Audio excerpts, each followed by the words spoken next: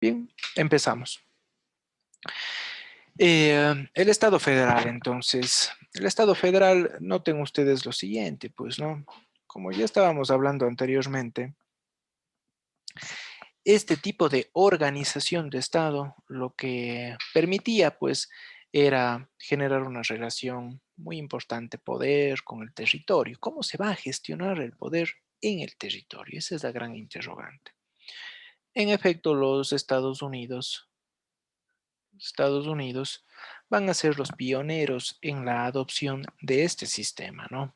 Son los pioneros en esto. Digo pioneros porque se lo va a plasmar, ¿sí? Se lo va a plasmar en la constitución de ellos, en la constitución de 1787. Dicha constitución, este sistema se va a implementar en los Estados Unidos de América. Y en efecto se vuelve el primer estado federal de la historia. Luego, sí, luego vamos a ver que van a seguir ese ejemplo. Luego sigue el ejemplo otros estados europeos, pues como Austria, como México, ya en América, ¿no? En América, como Canadá, como Venezuela y así sucesivamente. ¿Cuál era la, la, la idea de la implementación de este modelo? Bueno, pues la idea principal era robustecer la autonomía de unidades descentralizadas. Entonces, robustecimiento, hablemos de unidades autónomas. Ese robustecimiento de las unidades autónomas sí que va a estar enfocada principalmente en el ámbito jurídico, en el ámbito político.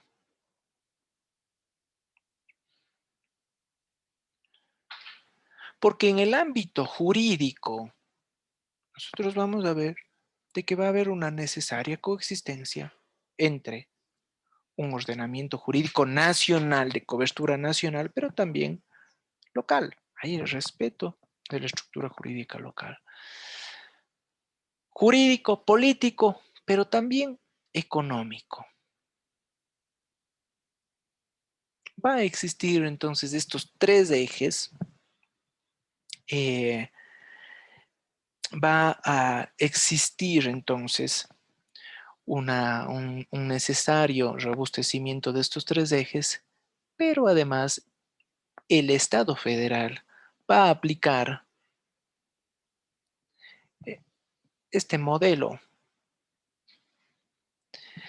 del check and balance, ¿no? De los frenos y de los pesos y contrapesos. En todos los ámbitos que conforman el Estado federal. Frenos de pesos y contrapesos, tanto a nivel nacional como a nivel autónomo. Entonces encontramos nosotros la figura del legislativo, un legislativo nacional y un legislativo local, ¿sí? Tenemos nosotros un ejecutivo nacional y un legislativo local. Y tenemos una administración de justicia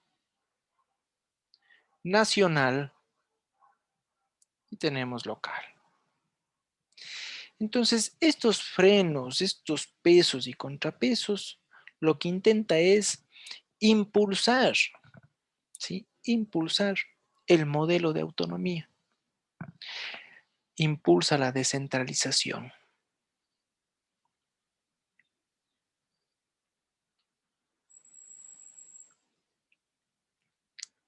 Impulsa la descentralización. Ya sabemos que es descentralización, ojo. No hemos inventado el agua tibia, ¿sí? Impulsa la descentralización, ¿pero de qué? De competencias. Eso ya tenemos nosotros, ¿sí? Pero los estados federales lo profundizan, lo llevan a otro nivel. Efectivamente, tomen en cuenta, estos principios del federalismo, de la descentralización pura, va a generar un territorio dividido en unidades autónomas. Y sí que cada una de esas unidades autónomas van a estar gobernados por su propia estructura jurídica. Vamos a poner unidades autónomas gobernados por propias normas. Esas propias normas han sido generadas por un órgano legislativo local y obviamente esas normas van a ser los elementos y las bases o los cimientos para que esa justicia local aplique sobre sus ciudadanos. Entonces aplicamos la pena de muerte, ¿no? Sin embargo, si bien es cierto, están gobernados por sus propias normas, a la vez existe una subordinación. Una subordinación. ¿A qué? A la Constitución. Exclusivamente a la Constitución. Ese es el grado máximo de subordinación. La Constitución. Eso quiere decir que las autonomías en el evento pueden complementar la Constitución nacional, la Constitución federal, pongamos. Constitución federal. No pueden rellenar vacíos, pueden complementarlas. Puede complementar este documento fundamental. Al final, tomen en cuenta, existe una distribución importante de competencias. Este robustecimiento de competencias lo que genera es una distribución horizontal. ¿De qué? De competencias. ¿Por qué decimos que es una distribución horizontal y no vertical? Porque aquí no existe subordinación política. No existe una subordinación política. Hacerlo significaría que prácticamente el federalismo deje de existir, pues, ¿no? La subordinación política no existe, entendido como que el gobernador de Texas esté subordinado y le rinda cuentas al presidente Donald Trump. Eso no es posible, ¿no? Por eso decimos que hay una distribución horizontal de competencias en donde la subordinación, la jerarquización no puede ser tomada en cuenta, ¿sí? No puede ser tomada en cuenta. Precisamente por eso, al interior de las unidades autónomas existe también el sistema de frenos de pesos y contrapesos, en donde ese gobernador de ese estado tendrá también alguien que le controle, alguien que le haga coteja, alguien de su mismo nivel jerárquico. ¿Cuáles? Pues tiene su propio órgano legislativo autónomo de Texas y por el otro lado también sí que tiene su propia Corte Suprema de Texas que le hace el contrapeso, pues no, específico.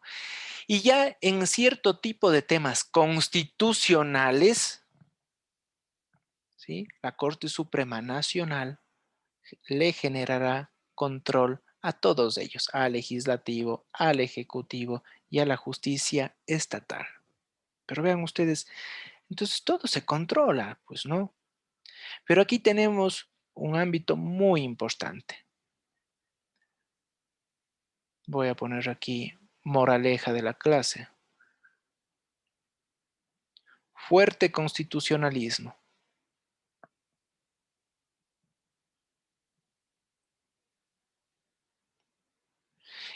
Y fuerte constitucionalismo nacional, ¿no? Porque ese constitucionalismo nacional va a ser el motor que impulse el sistema de frenos y contrapesos en el Estado federal. ¿Alguna pregunta en esta pequeña clase introductoria? Podemos encender las cámaras.